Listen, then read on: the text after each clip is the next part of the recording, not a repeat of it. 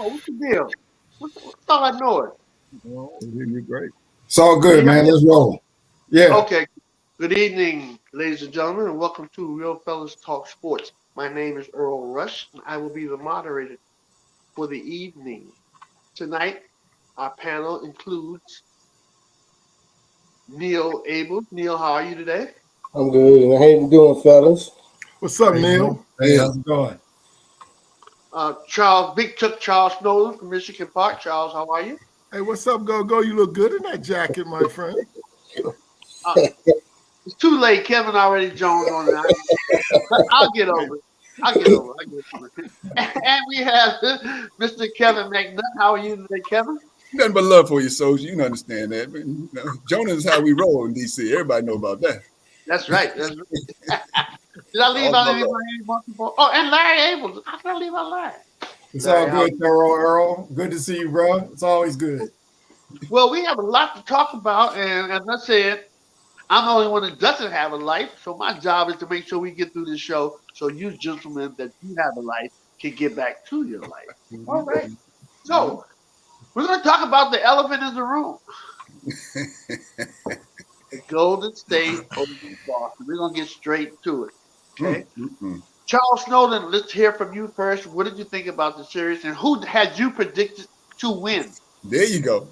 Well, I predicted Boston to win. Excuse me? I predicted Boston. I thought Boston was the better team. I thought they were going to win the series, and I was really wrong. Golden State is a very talented, deep team, and they've got some star players, but they also have their others are really good as well. And Boston's others didn't show up. Okay.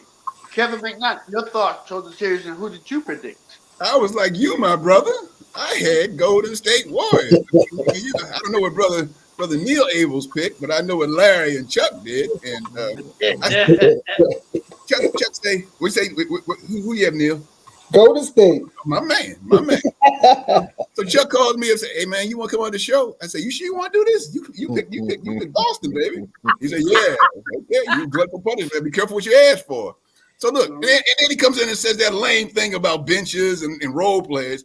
Championship pedigree, Big Ace. Let's start right there. Championship pedigree.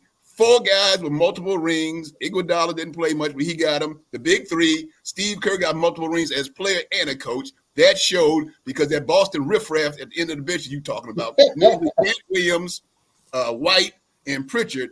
Let me tell you what they did the last 2 games when the lights got bright. They didn't do nothing. They 5 points in game 6. And in game 5, they totaled for 4 points and 4 fouls. Wow. When the lights got bright, they wilted, and the championship pedigree showed itself. You better go ahead and state that, man. Talking about bitch. Get out of here. Oh, I'm on top of him, Earl. Hold me back. I'm glad you between me and him. Hold me back. Okay, Neil, and who are you predicting, and what did you think? I predicted Golden State. It turned out kind of what I thought. They won it 4 times. Boston finally got over the hump just to win the Eastern Conference. You gotta remember they were there before and they lost, so they finally won it this time. I didn't think they were going to be able to beat Golden State and bump them out. Just maybe if they make it back next 2 or 3 years like they did in Eastern Conference Final, but yeah, maybe. Okay. Larry Abels, your thoughts, and who did you predict, Larry? I picked Boston. Say it again. Boston. I picked Boston. They said Boston. I fell into the trap with Boston beat. I thought they were going through such a challenge beating Brooklyn, Milwaukee, and Miami, But it really, in retrospect, they were just one jump shot away from Jimmy Butler from not even being there, But I was riding on this high. I thought Boston had slayed all these dragons, and for some reason I thought they were going to get Golden State. I blew it. No excuses. All right, Neil, what exactly went wrong for Celtics? For Boston? Yeah. To me, Tatum and Brown, they played like Tatum and Brown. Sometimes they have good games. Sometimes they have bad games. Sometimes they'll show up for a quarter. Sometimes they don't. I think they couldn't maintain Golden State's manpower, and Golden State made shots difficult towards when it got in the crucial for them. I think Brown and them were trying to penetrate and do things that they were used to doing, but they were getting a hand, they was doubling, they was jumping back. Yeah, I think they just made it a little difficult towards the end of the last 4 quarters. Because it seemed like Boston would make runs in the third quarter, but when it come back in the fourth quarter, Golden State would just put it away. Okay. All right, Larry, what went wrong with what went wrong with the Boston Celtics? Boston just didn't have enough. You know, they had they were turnovers. Yeah. What's my man Tatum set a record for turnovers, 100. Matter of fact, Chuck, he broke LeBron's record. Just got to mention LeBron. Really? I didn't know that. So just remember, Larry, you brought him up. Now that you brought him up, I can comment on him later. LeBron, you was going to do that anyway. I know. You don't do that anyway.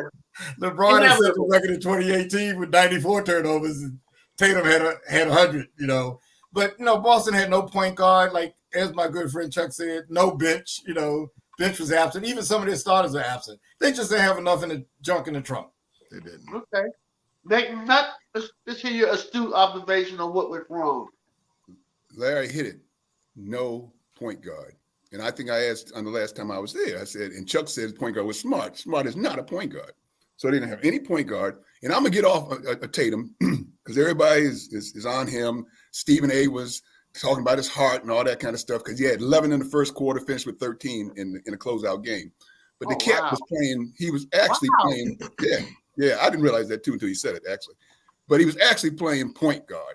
He was facilitating from the top of the key, setting up the offense. He had a penetrating kick, and you wanted him to get 25 against the number 1 and number 2 defense in all of basketball. That's a mighty test for him. And he struggled with it because he's not a point guard. He's 6'10", but he's no Magic Johnson. And so I think that was one of the downfall. Your boy, how you pronounce his name? Udoka, the coach's name. I know he's a brother and all that kind of stuff. You pull him for him. That's how we roll. But he struggled with like the rest of the team. He showed some rookie stuff in game 5, right? Tatum and the other cat, Brown. I'm sorry, thank you. Did not get a break in the second half, and it was obvious late in the fourth quarter when they wore it down. That's a mistake. The third quarter, they was talking about how it was Golden State's quarter, and that's because Kerr, who is a great coach, makes adjustments. Boston didn't. And then also, only one game got down to the wire. And when that game did, there was a whole bunch of mistakes. I think that was Curry's 43. When that game went down, got close in the last 2 mintes, Boston had that deer in the headlights look. And that's when I said this thing was over. So a lot was going on. They're young. They'll be back. But I'll tell you what, though, except for Grant Williams, the rest of that bench needs to be cleared out. Because I'm talking about the cats that came in when they got blown out in one of those games. It was like 5 white boys that Larry and Chuck could have beat out. So that's how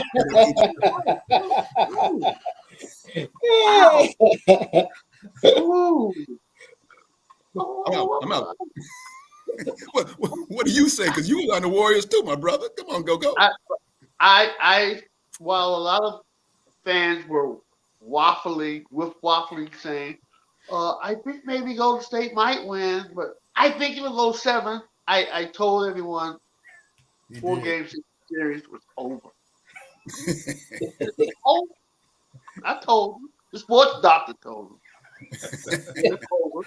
But I don't want to go on no rants because you know what? I never really understood why people like me or sports fans, when they get right, they just act like they won $1 million. Okay, so you were right. So what is the big deal? I'm running around. I'm the sports doctor. Okay, so you were right. So what? What's the big deal? But the sports doctor said it was going to be over in 6. Chuck, what went wrong? What was wrong, Chuck? Well, I have to disagree almost with everything Kevin McNutt said. So look, the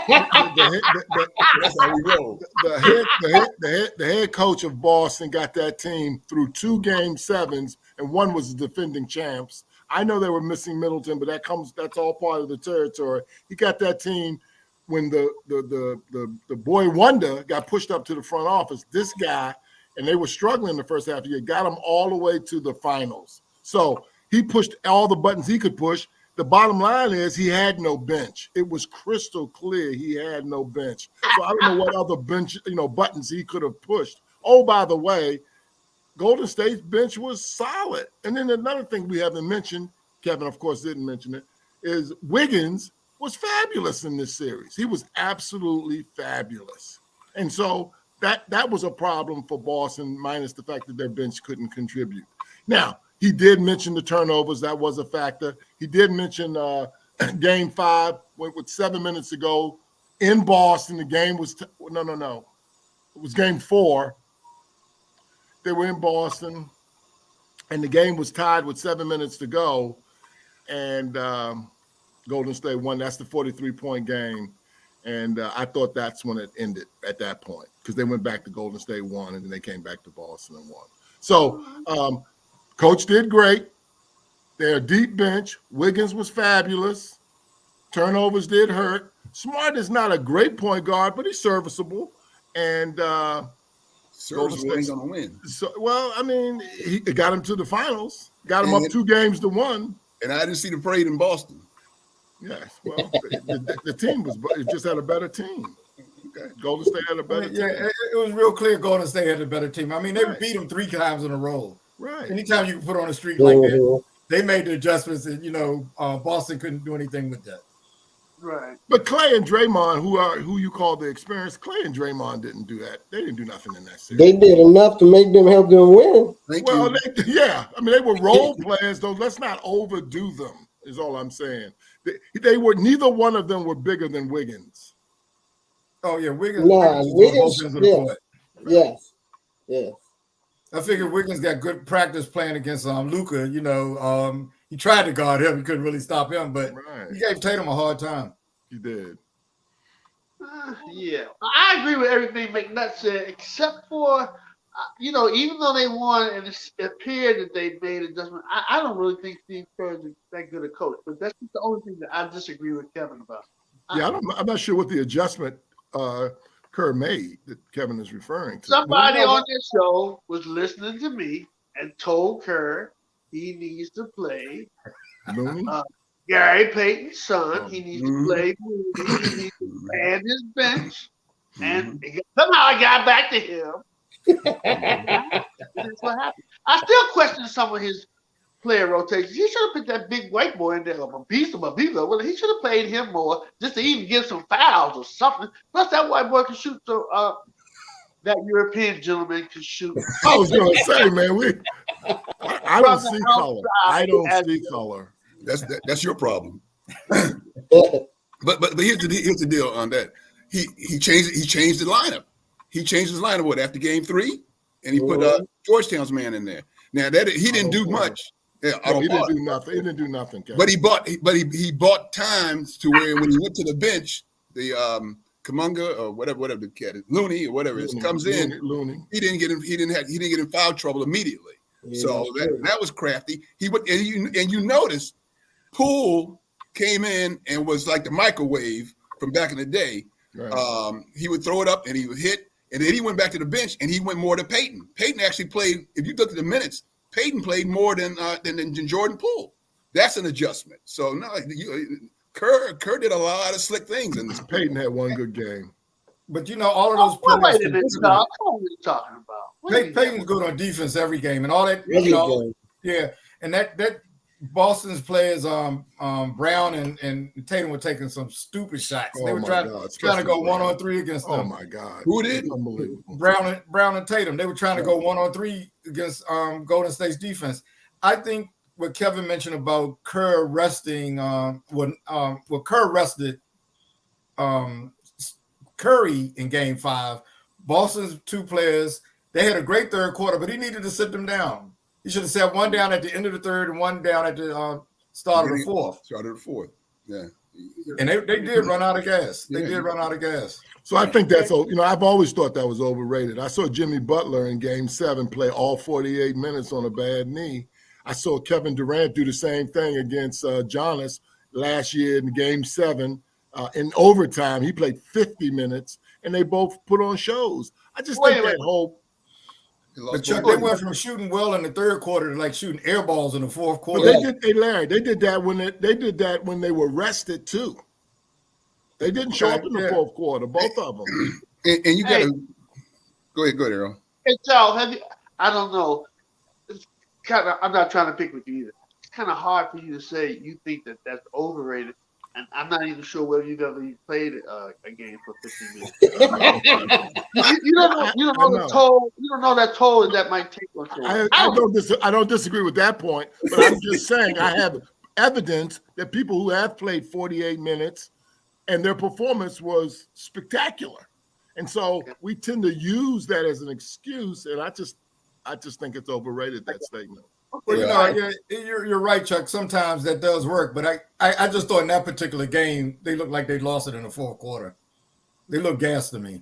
How about the other games? And I'm gonna tell you, you're spending too much time talking about who's tired, who's not. Kevin. Yes, sir.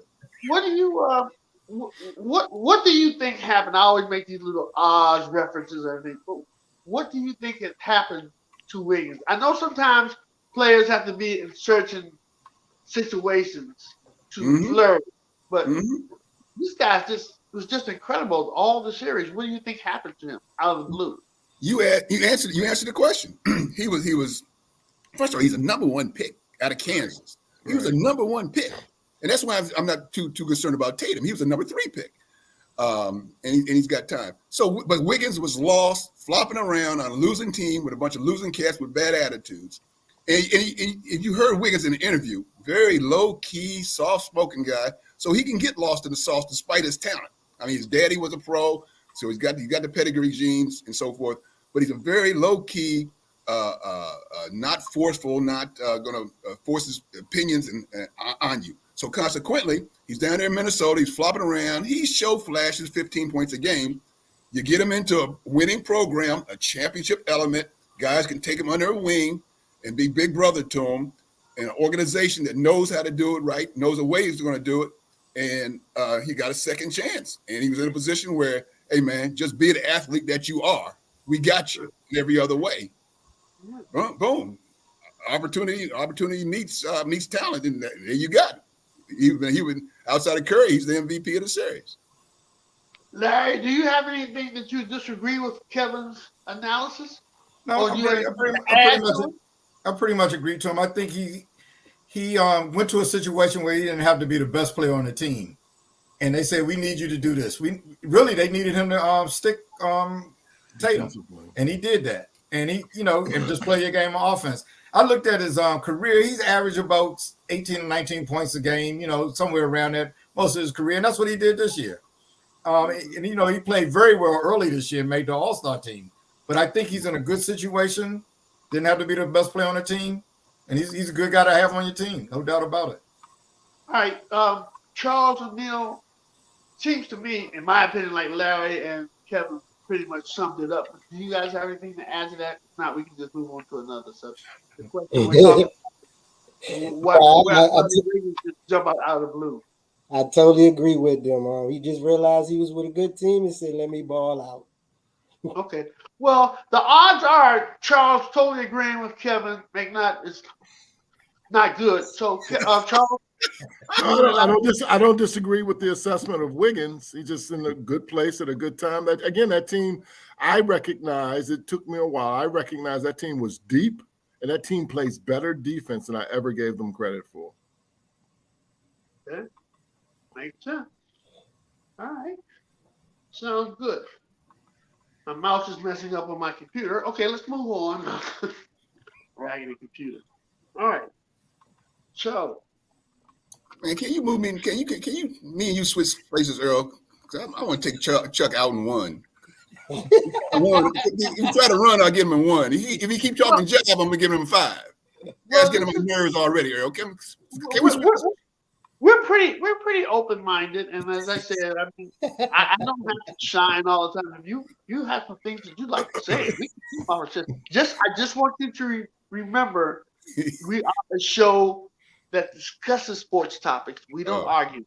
Other than that, there's nothing wrong with you saying what's on your mind. You have the floor if you have something you have to say to Chuck, because he he can be nerve-wracking at times. I'm just saying. Okay, as long as it's just me. So the question I think for the group really, Earl, right now is, so where does Golden State fit historically? And when Chuck Snowden says historically, I mean Boston and LA Lakers in the 80s for me. Oh my God, that was my era, those two teams. And then, of course, the Bulls were legit. I give them all their credit. And San Antonio was legit. I give them all their credit. Where does this group think Golden State fits in? Are they as good as any of those four teams? I'm going to need to think on that one. I think you probably need to ask Kevin, Larry, or Neil on that one. I would have to think about that to give you an intelligent answer. I can't answer that right off the bat, but anyone on the panel can feel free to jump in and elaborate. And I even touch on the Philadelphia team in the early 80s, and Detroit had a couple of years there too. And I know Golden State ain't as good as that Boston and Lakers. What's your question, Chuck? Are you asking where do they fit in historically? Are you talking about just this team or Golden State has won 4 of the last 8? They had 4 championships in 8 years, so I guess there are many dynasties. So where do they fit in the history of the game? Where does that team, that bunch fit in? Okay. Now, see, you want to go way back. You certainly can't put them up there with Boston because Boston was a dynasty. Okay. Right. So now, Jordan did what? What did they do? They won 6 titles in what, 8 years? Yep. Was it 6 and 8? Yep. He didn't play 2 of them. Yep. Right. He didn't play 2 of those. So how do you put him ahead of Jordan's crew? I don't. I'm asking the question. And then I think it's the San Antonio, what Pop and Duncan and Ginobili and that mob did. I'm not so sure. I mean, I put them on a par with that. So what's that? Fourth, maybe? I don't know. They're not better than the Lakers and the Celtics either, right? Well, but we're talking about runs. Did they have runs similar to that? Yes. Matt, are we talking about Magic's Lakers? I mean, they won 5 in what period? The 80s. That's a decade. That's 10. Okay. Yeah. That's and are we sure they won 5? I'm not so sure because Boston was in that mix, Detroit. So, and the Celtics. I haven't done the tracking, but I will say this. So I might put them 4th behind. Always the Celtics are number 1 for they were dynasty. You got Jordan's Bulls, and then you got San Antonio. But this particular unit that just won, that wasn't better than the Durant mob, if you ask me. Well, it's all part of it. I mean, I'm just saying. Right. I know. This team's not better than the Celtics and the Lakers in the 80s. The 4 and 8. Whatever the math. 4 titles in 8 years. They're not better than the Celtics and the Lakers in the 80s. If you're looking at rosters, no, they had 4 or 5 HOFs on their teams. Yeah. Right. So I wouldn't put them. I have to put them behind those guys. Right. I think the Celtics won 3 during that time. I think the Lakers might have won 5 though. Yeah. Well, I can understand you. That's a very good question, Charles. But I want to interject and ask the question: did this 4th championship take Steph Curry into the top 10 of all time, or not? That's another very good. That's another very good question. Kevin McNutt. Yes, sir. Did that 4th championship take Steph Curry into the top 10 of all time? My answer is no. I'm going to throw out some names, gentlemen, and then you tell me. I'll do it this way. Top 10. Kareem, no question. He's my GOAT, so we move on. Jordan, Bron, you're not moving them. Bill Russell, Chamberlain, that's 5. Big O, Magic, Bird, Kobe, that's 9. And I'm not so sure you disagree with any of those. I wouldn't have Oscar in there. Yeah, okay, I figured out. Okay. So now at 10, here you got I'm just putting the names out. Go. Everybody's going to talk, so we can get back there. I ain't messing with Chuck right now. So at 10, I got 9. That was 9. At 10, who are you taking between Curry, Giannis, Durant, Duncan, and Shaq? Giannis is too early. And Giannis is too early. Durant, okay, he's still playing. So, but how do is Curry over Duncan? I can say yes because of the impact of what Curry has done for basketball. He changed the game. Different question. Yeah. Different question. I don't know. I'll leave it there. So somebody else come up with a list. Neil, what do you think about the situation, Neil? I like what Kevin said. What do you say? Kareem. Yep. Jordan. Magic, Jordan, yep. Kobe, say LeBron. You got Russell and Chamberlain in there, or what? I had Chamberlain. I was trying to figure Russell, but then I just thought of. I said I'm gonna say Russell, but I was trying to think of for me it was between Russell and Shaq. I've seen Shaq. I never seen Russell. Yeah. I just know what they say Russell did, all the championships he won, and he's coached. So, but I've seen Shaq. I've seen Shaq abuse people. I mean, I just seen him play before. That makes it what, 9? Yeah, you didn't say Bird, so you do. I mean, some people. Yeah, Larry Bird, of course. Okay, so that's 9. He was the first white boy that I gave respect to. So. Right. Although I know they say Cowens and all that, but Larry Bird, of course. For Steph Curry to be top 10, no. So exactly. I answer that question. No, I don't think he's top 10, but I know we had another conversation about Steph Curry, so I'll wait till that conversation about Steph Curry come up. But being in the top 10, no. But yes, I agree with all that. Then I wouldn't, like I said, I flip-flop with Russ and Shaq and stuff like that. Yeah. Mm-hmm. Larry. No, I don't think he's in the top 10 all the time. I think it's, kind of mathematically impossible for even if you think now, you certainly will say LeBron James is in the top 10. Might say Kevin Durant, who I haven't heard anybody mention. I don't know. But how many people could be in the top 10 at a given time? I mean, that'd be an extraordinary amount of people at one time. He's probably in the top 10 during his time. I'll give him that. Yeah. What do you mean, Durant? No, I'm talking about Curry. Okay. During his time. It is his time. That's what I mean. I don't think of all time, but of all time. Okay. Yeah, time. Okay, I got you. I misunderstood. Okay. Yeah. I mean, my memory is not the greatest for whatever reason. And I love Steph Curry. I love him to death. I love Golden State. I don't even think that's a good question. He's not in the top 10 all time. Okay. He's just not. Go and Larry. Why not? Because we just. Why? Okay. So let me ask you this. Go ahead. Before he won the championship, would he have been in the top 10? Would he have been in your top 10? So I'm glad you said that, because when you ask that question, we have to come back and say, well, what criteria are we using? Because like you said, does that 4th championship make a difference? Does the fact that he now got an MVP, which by the way is a media generated thing, right? And I'm gonna tell you a little story about what Bill Russell said. Bill Russell won. This is about media generated stuff.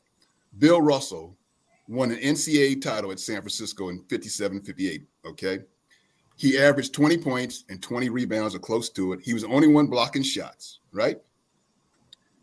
He was not voted first team All-California because it went to a white boy that played at Stanford.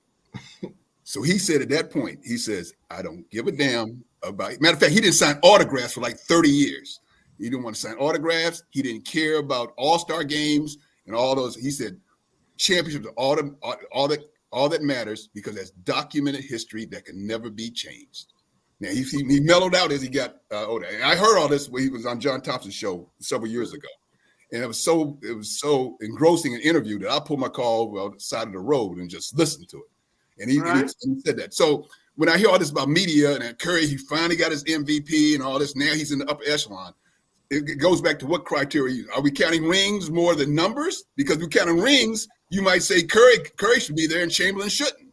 So that's a great question that you brought up. I count records as well. He's broken records while he's still playing. Right. So I count that as part of his legacy or so whatever. Okay. Well. Okay, so Neil, he's got 4, Oscar got 1. Do we flip-flop? Well, no. You said the funny thing about Oscar is I go back to what I said. I only heard of what I know. I had never seen him. So that's good. I've seen what Steph is doing. And I think that's one of the biggest factors when we discuss this topic. A lot of people from the past have seen the older players because when Kobe was out, I was screaming Jordan until now Kobe is finished. Kobe was bad, you know. So that's just how I look at it some ways. It depends on if you've seen him. I know Oscar was bad. I'm gonna tell you something funny. I played with Milwaukee on the NBA game. I have Oscar. He can do everything. I use him like Harden. I take him low, I shoot jumper. He plays just like Harden. So I know Oscar's like that. I just think in their retrospect when they play and all that and their timing like that. So here's the guy that he just mentioned that I don't think Curry is better than is Kobe Bryant. And I don't think anybody put him on that list. I don't think Curry's better than Kobe Bryant. He's not. He's not. Did you have did you have Steph in your top 10? No, He named nine. He named nine people. top 9. And I I'm saying, we had Kobe. I know, but you didn't have. But no. Yeah, So in I other said words, Kobe. nobody on this panel had Steph in the top 10 anyway. Is that No, right? he's not. He's not. Look, No, I agree. I think the These question Earl asked was, do we like him even before winning his championship? right. And I think championship is one of the factors. If everything else is equal, I'll throw that in there. It's seldom that everything else is equal. But, I mean, certain players are just good. They happen to be in bad situations. You and I strongly, and we've talked about this before, Larry. You and I strongly disagree on that. I strongly disagree with that. On what? See, Larry thinks that, for example, Larry believes that like a Dominique Wilkins was a great player. Now, he didn't win rings because his team wasn't as good or the general manager or whatever, but he still was as great as some of those guys with rings. And I say there's levels to this stuff. I think And Michael you Jordan have those rings is how those great players measure themselves. Michael Jordan was the best player in the league before he won his ring. No, So was LeBron James. No, he wasn't. They were the best players in the league before they won rings. Magic Johnson was the best player in the league. Excuse me. When Cream's still around? Yeah. When Michael came on? That's my point, Larry. So if in other words, Michael Jordan was the best player. Well, he was the best player. Hey guys, if you guys if we had time, we thought about it. And you may think I'm tripping, and I love Steph Curry. If we had time, you could name 10. Steph Curry may not be in the top 20 of all time. If we had time. And I love him. Let me ask you this. 2 different players, 2 different eras, 2 different styles. You want to win the game. One game. Who do you want on your team? Do you want Isaiah Thomas or do you want Steph Curry? Hello. I'm just asking. Well, There's 20 players that I could name that I would put in the top 20 before Steph Curry. but I will say this though, Earl, and you're right for me. But I will say this, and I thought Neil was going there on this. He changed the game. Yeah. Steph changed. Definitely. He was not in the top 10, but he changed the game. Different questions. I know. You're right. Absolutely know. Yeah. You're 100% right. He But definitely. he changed. He's one of the top 3 or 4 guys in the history of the game that literally changed the game. I got Okay. yeah. Chuck, I want to hear your top 10. Let me just piggyback on what you just said. 3 players in terms of lethal weapon and bringing the game, the NBA and basketball to a different level or a different style. The first is the greatest weapon in the history of basketball, Skyhook. I just love the name. Unstoppable, most accurate, the most lethal weapon in the game of basketball. 2, Dr. J's dunk. With his hands and leaping ability and flying in the air, he gave the game. He took Magic and Bird came along. Then he came along and he took it to another level with that high flying, one-handed, palm the ball, wave it, and dunk. He took it to another level. And then Steph with the 3-pointer that people want to duplicate and say is easy. That shot, man, his hand-eye coordination and his eye blink to get his shot off is uncanny. And he's opened up the game to look. I really don't like the game because the NBA shoots 80 trays per team per game now, and I just don't like it. I'm gonna get the ball inside and move it more. But suffice to say, that's the way the game is being played now, and that's all due to Steph Curry. 7th grade girls are shooting it from 3. And they shoot it wrong without mechanics. It's trickled all the way down. It's trickled all the way down. Hey, Kevin, let me ask you something. Yes, sir, brother. Yes, sir. Yes, sir, brother. Come on. You got to make a pick. Yep. Who you taking, George Gervin, or you taking Kevin Durant? Kevin Durant. And I'll tell you why. Great question. Unlike Neil, not even close. Who comes out front and says, "I haven't seen certain players." I saw George Gervin play, and I'll tell you, I always got stories. I'll tell you a story about George Gervin being recruited, but let me finish my point. George Gervin never won anything. First of all, Durant has. The Iceman is a bad boy, but every time San Antonio would play the Bullets, almost every season in the playoffs, George Gervin would have 39 after 3 quarters. Mata put Bobby Dandridge on him. He finished with 41. And I'm not so sure it was Dandridge or how much he wanted that ball. So that, without a doubt, give me Durant. Durant's got the rings to back it up. So that one, I have no debate on. Now, here's a quick story before I let you jump in there. George was he was in Detroit. He got recruited by Jerry Tarkanian, who was at Long Beach State before he went to Vegas. You got me? So Jerry Tarkanian said he was the best player he ever had, the best. And Tarkanian had some mobs out there in Vegas and so forth. So anyway, George Gervin, Tark says, "Look, man, I got to go out of town." So he's talking to George's roommate. He says, "I got to go out of town, but George is acting funny. Keep an eye on him." So Tark goes out. I'll be back Monday. So Tark goes out of town on a recruiting trip, comes back Monday. George is gone, packed up, went back to Detroit. So he asked his roommate, "What happened?" Roommate said, "I don't know." But Tark finds out that his roommate drove him to the airport and put him on a plane. Come to find out, the cat played the same position. So he figured, George, I got time. So Tark said, from that day on, and we talking about 1970-something, he said, "I never put 2 guys that play the same position and let them room together." But anyway, to answer your question, Durant easy on that choice. Larry? Who's the best between those two? Who would you take? Oh, I take Durant. I take Durant. But they remind me of each other. Yes. Oh, yeah. That's what when we were talking about this the other day. They remind me of each other. No. I don't see Iceman. I mean, I don't see Kevin Durant. All the people up the way George Gervin was. You got to be kidding. In that era. I don't see it. Are you kidding? They're both slender, jump shooting, big guys. They remind me of each other. Kevin's 7 feet, man. I think they do remind me of each other. He was shooting over everybody. So before there was Kevin Durant, there was George Gervin. They do remind you of each other. I just don't. I don't see Kevin Durant. All the people up back. I remember George going and doing that finger roll and going to the hole. And Kevin don't do too much of that hole going. He shoots them jumpers.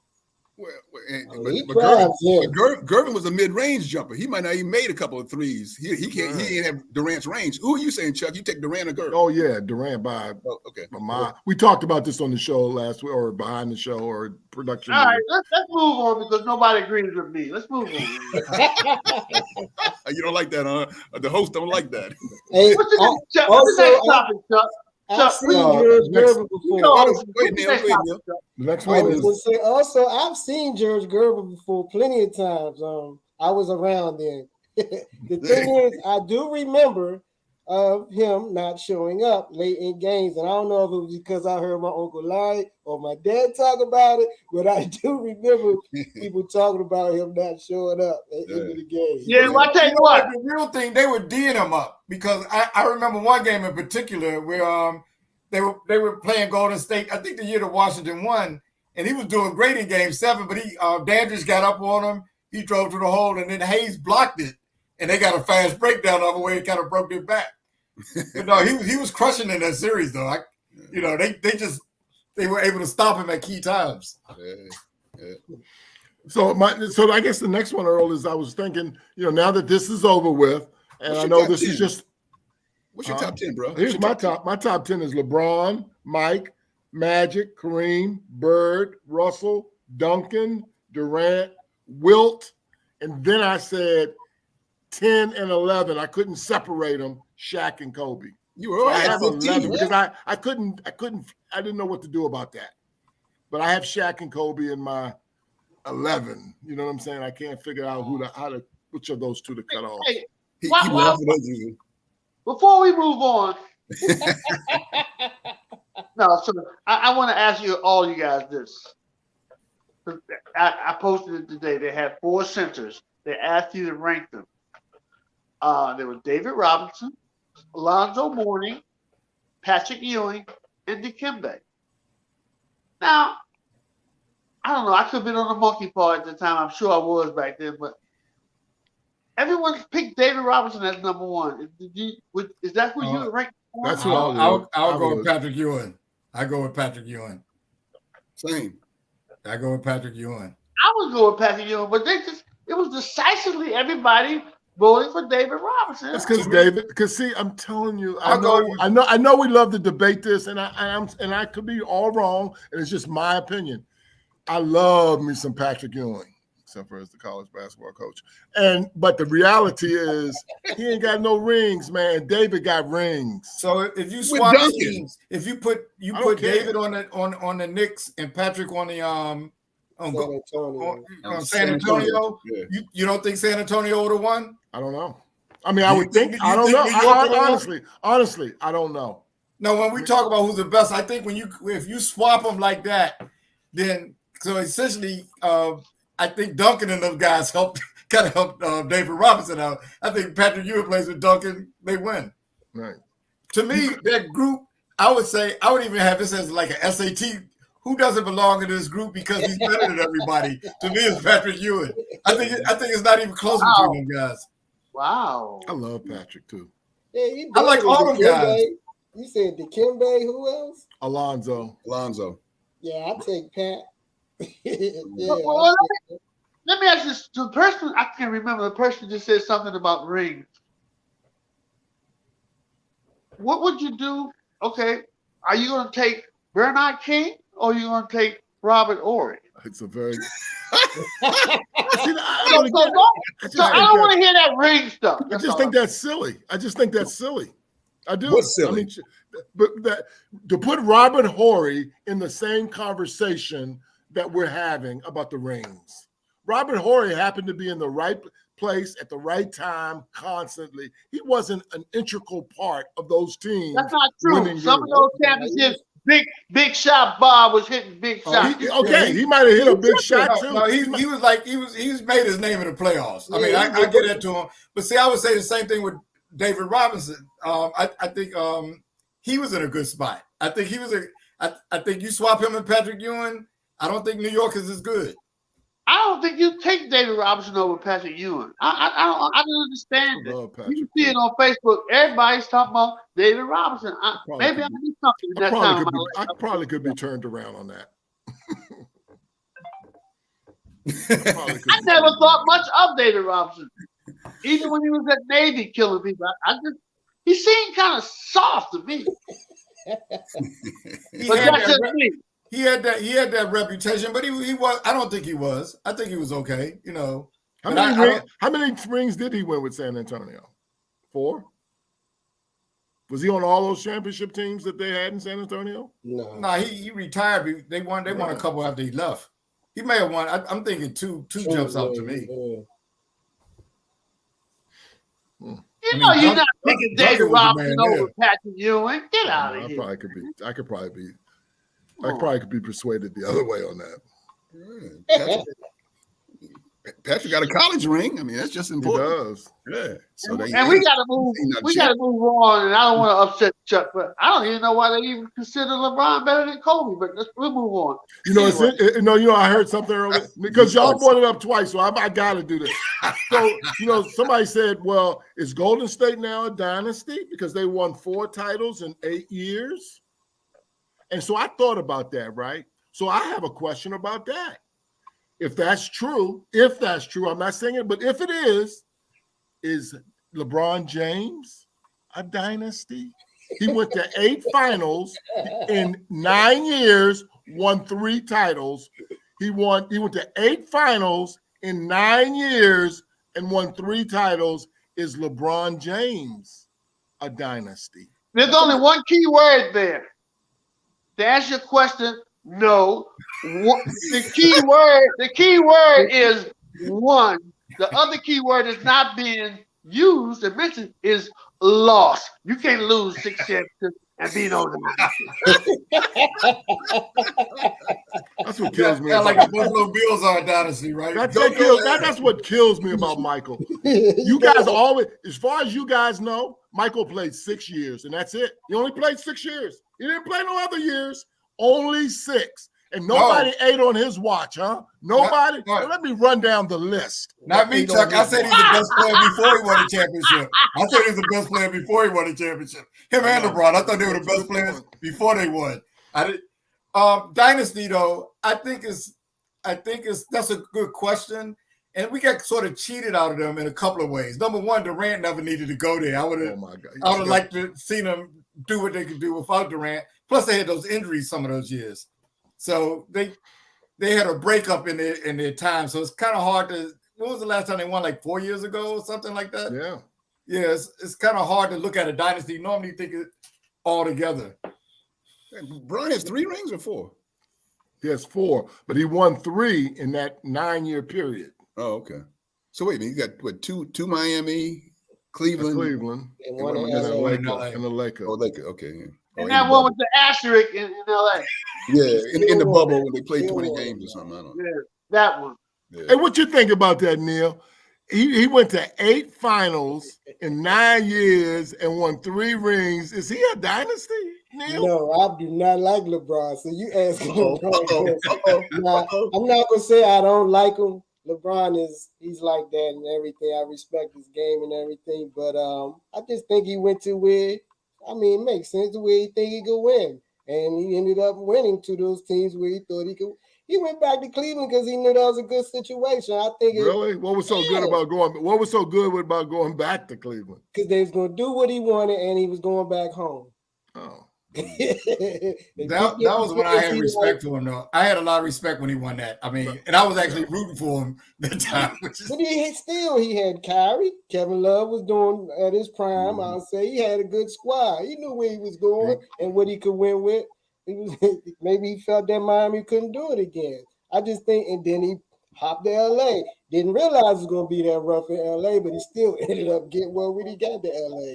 I just think he knows where to go and find the right situation for him.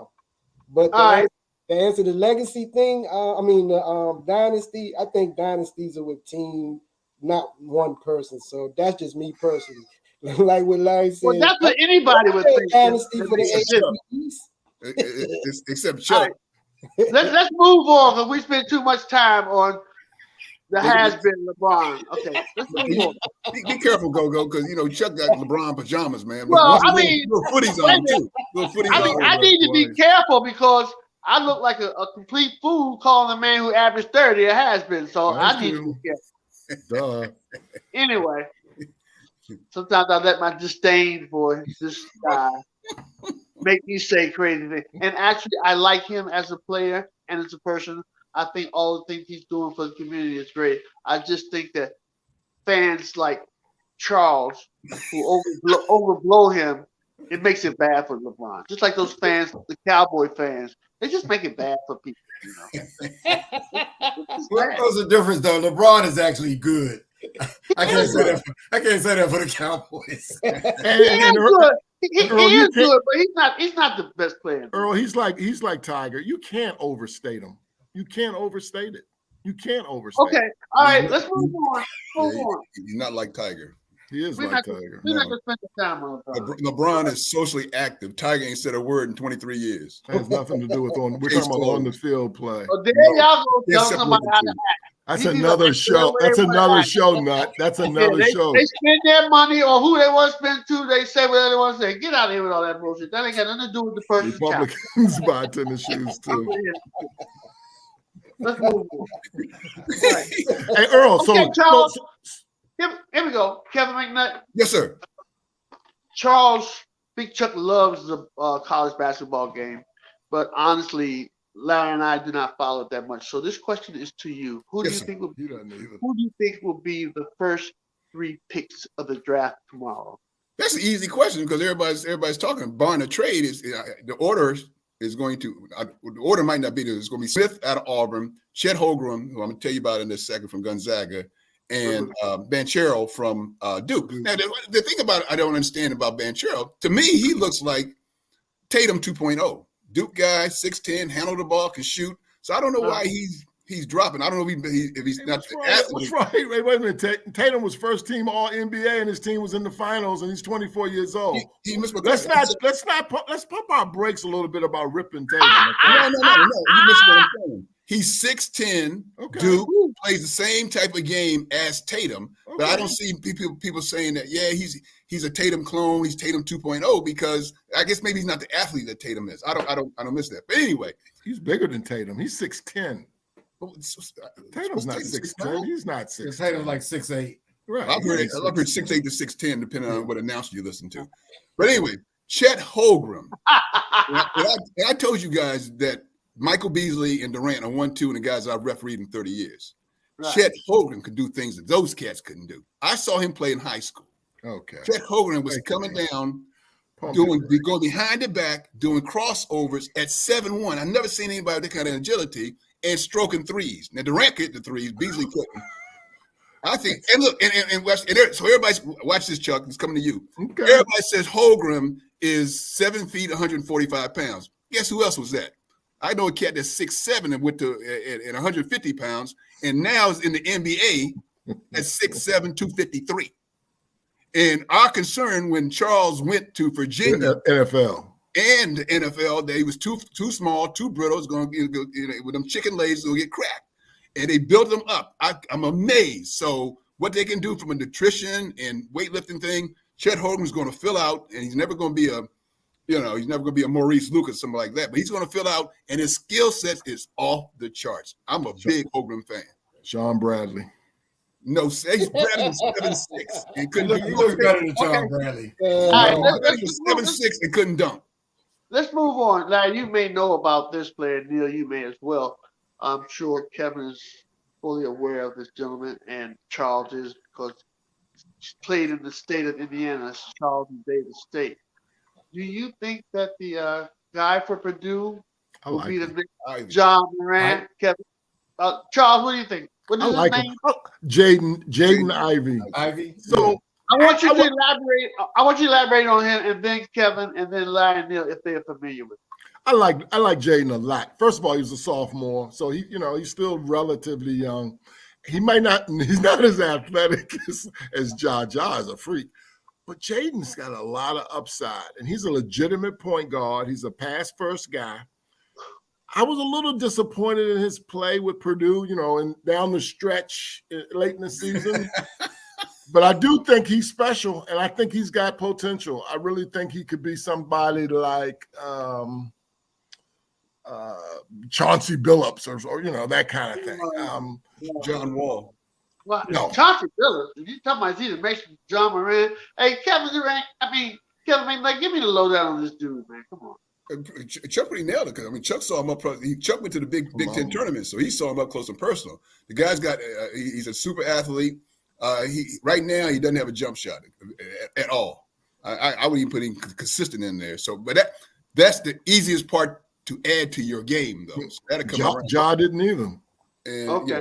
Yeah. So best example. Yeah. He's gonna be fine. He answered my question because if he's comparing him to Chauncey Billups, all I'm asking for is he the next John Moran? And when you compare him to Chauncey Billups, then the answer is no, he's not the next John Moran. Wait, you're not a Chauncey Billups fan? That's not what I said. That's not what I said. Chauncey Billups. Billups. They don't even come close, Kevin. You know better than that. Uh-huh. He won a ring too. I'm gonna let you joke on me, but I ain't gonna let you say crazy. Chauncey Billups and John Moran ain't the same. He won a ring with Detroit. Different players. Chauncey Billups and John Moran, they don't belong in the same sentence. And if you guys say that, I will let Charles or Larry take over the show, and I'll just walk off right here. We don't want that to happen. I don't have a life, but I don't have time for no food. I've seen him Oh, play. no, I've seen Kyrie play a couple of times. Late, only in the tournament and stuff. He didn't play up good games, So I'm not sold on him. Right. I know David liked him a lot, but I'm not sold on him. All right, let's move on. Neil, who do you have favorite? Who are your favorites to win next year? Right now, a year away. Who would you like? Who is your favorite? Golden State. In the NBA. In the NBA. Golden State. That's a good question.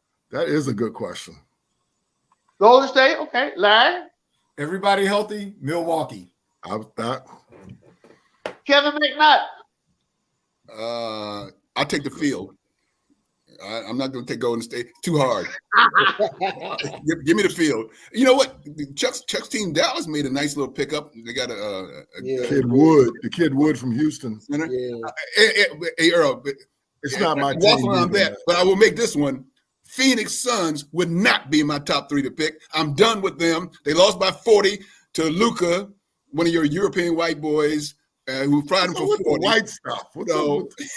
So they need to reshuffle. Paul is 60 years old, no leadership, 8-1's out, and who's the coach, Chuck? He's my man because he's from DC. Oh, Monty Williams. Monty Williams. As much as I love Monty Williams, Phoenix no. I go on word saying they ain't getting there. I don't know who, but they ain't. I tell you what, something happened today with Washington. Bill decided he's not going to re-up, so he is now officially a free agent. If Bradley Beal can end up somewhere in LA somehow, some way, brothers might go. I wonder why Bradley Beal would not re-up. I know. Hey, Larry, I told you a year. Larry, I told you a year ago they should have traded him then. Make a trade. Now they're not gonna get. They have nothing, but cap room. But don't they? Can't they do a sign and trade? He opted out, right? I think they'll probably do a sign and trade then. It's funny, John Wall, he's owed $47 million. He opted in. Why not? Yeah. He wasn't going to dare. And Harden's going to do that in Philadelphia too. He's going. They say they're going to put together a 2-year deal for him. He's going to opt out, and then they're going to put together a 2-year deal for him. I read. I'm surprised. Bill is leaving a lot of money on the table. Yeah, buddy. And I don't think Washington should pay him that type of money anyway. He's not that good. They should have traded him. What they talking about, Earl? When they're talking about the Capitals, the Commanders, or the Wizards. With the Wizards, they're not talking about nothing, Kevin. They're talking about. So, we've had a really good show, and I think everyone's getting tired. And, we're starting to say silly things now. So we're probably going to wrap this up. I don't know what they told you, Kevin. We have closing arguments. Do you have any closing argument? We're not going to talk about Kyrie and Westbrook and Mitchell. Well, we're going to talk about Kyrie, Westbrook, and Mitchell then. That's why we had Larry on the show. He's the man of reason. And of all the people on our show, except for maybe Kevin, Larry actually thinks. Okay. So, take over the question, Larry. I love this show. Okay, so Neil, well, we know we just said John Wall just re-upped it with Houston, but the question was, will Kyrie, Wall, Westbrook, and Donovan Mitchell be on the same team as they were this year? Any of those guys moving? Kyrie? I think Kyrie's moving. The only reason why I said Kyrie, he likes to go from team to team. So I don't see it doing anything. No. They don't want him. Well, they're not giving him. That makes a difference. Yeah. That makes a difference. But we want him in LA. We'll take him in LA. Am I answering about the rest of the guys? Yeah, Westbrook and Donovan Mitchell. I don't think Westbrook's leaving. He's at home from LA. No, they can't get rid of him. And that too. Donovan Mitchell, I think it depends on. Yeah, he might go. That's a might for me with Donovan Mitchell. I'm not sure of the situation there to exactly make a comment, but and who's the other one? John Wall. Who cares? John Wall ain't gonna go nowhere unless they can get rid of him, right? No.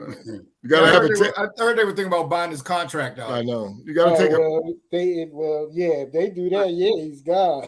But I don't think anybody going to take him anyway. So, yeah. Well, here comes the name drop. My good friend who I went to school with and actually played ball with, Adrian Dantley, says Utah is not a friendly place to play. So I probably would listen to what Adrian has to say because he's lived there and he knows. I think Donovan Mitchell trying to get out of there. Yeah. I wouldn't be surprised. You know, and I know Larry's not, and I don't think Charles is either.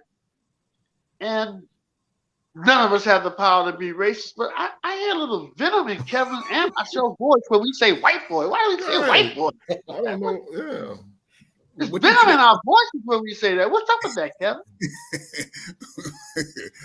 Half our audience. You know, we have a blended audience, Kevin. Okay. Well, they ain't heard it before. Okay.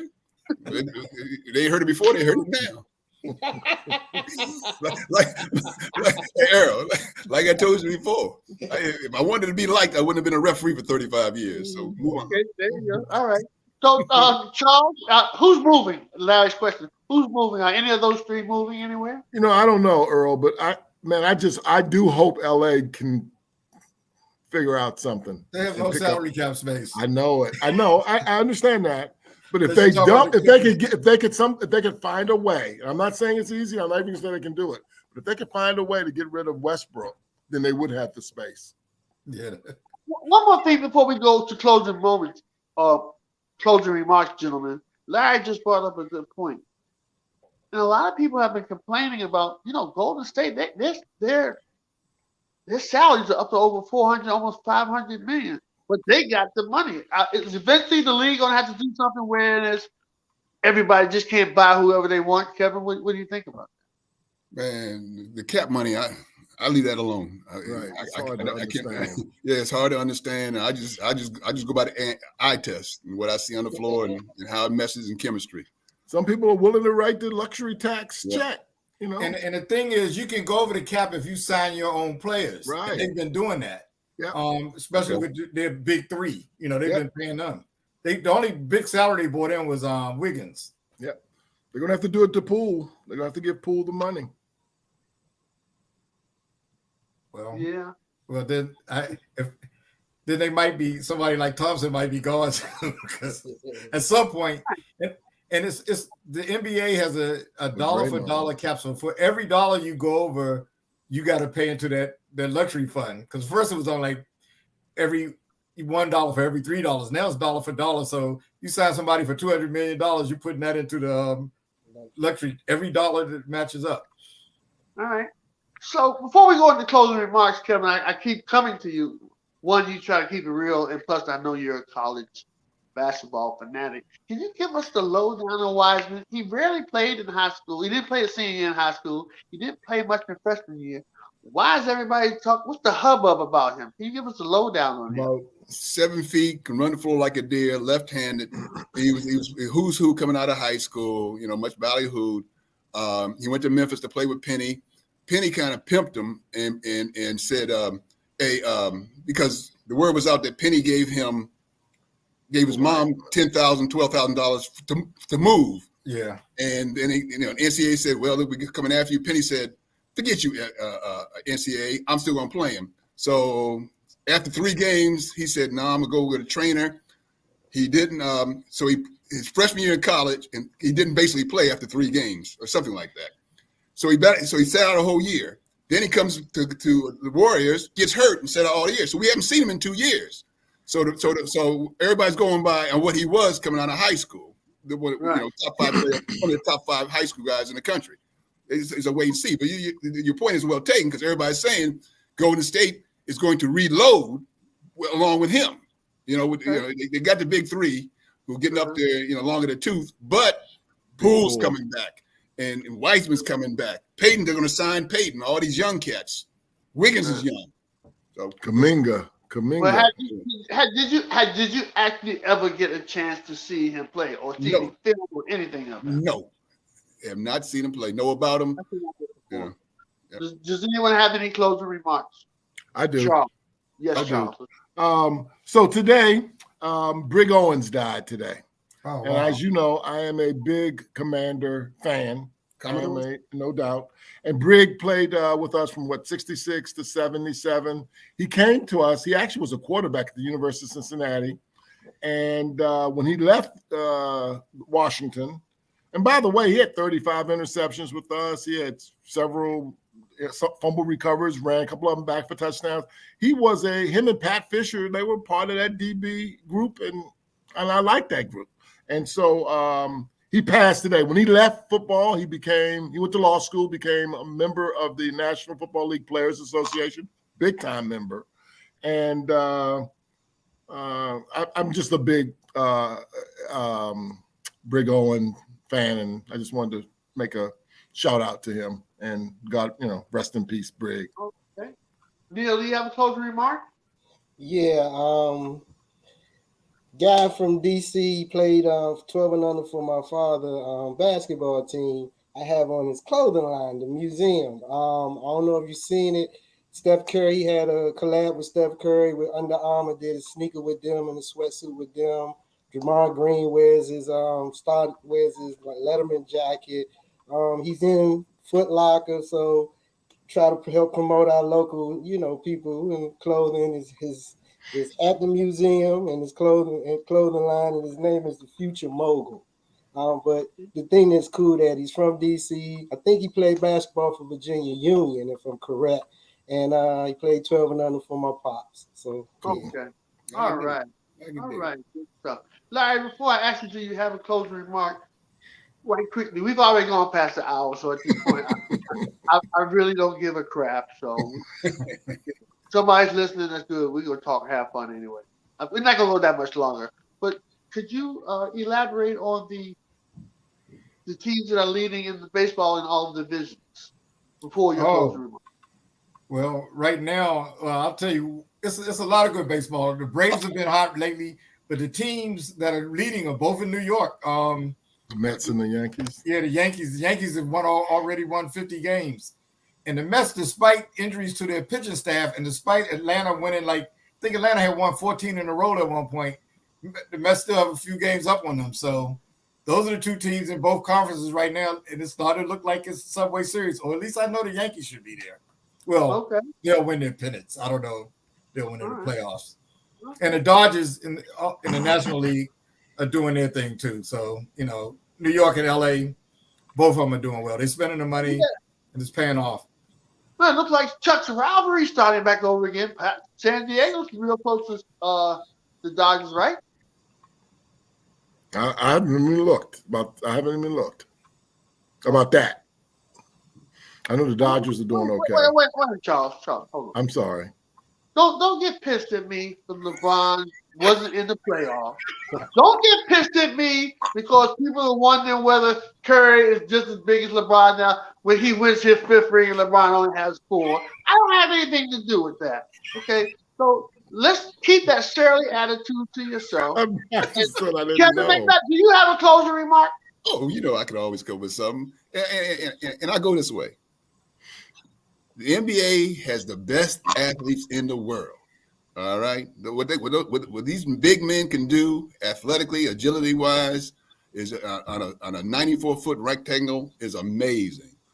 But their product does not touch my NCAA March Madness tournament. It is the best thing in sports. The NBA goes to 7 long games. The playoffs started in March. They didn't end until last week, which is damn near the end of June. March Madness is a 3-week sugar rush, one and done. Kentucky lost to a team from St. Peter's that would have Chuck as a starting center. So, and that can happen with the NCAA tournament as one and done. There's nothing like it.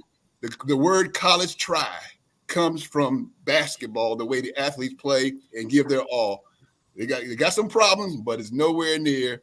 It's the best sporting event going on. The NBA had one upset, Dallas over Phoenix. Everything else held chalk. Matter of fact, Chuck, you made a mistake saying that Boston or Milwaukee was upset. Actually, Boston was a higher seed than Milwaukee. Boston was a 2, Milwaukee was a 3. So it's only one upset for the most part. Dallas got Phoenix. That happens every night during March Madness. I'm out.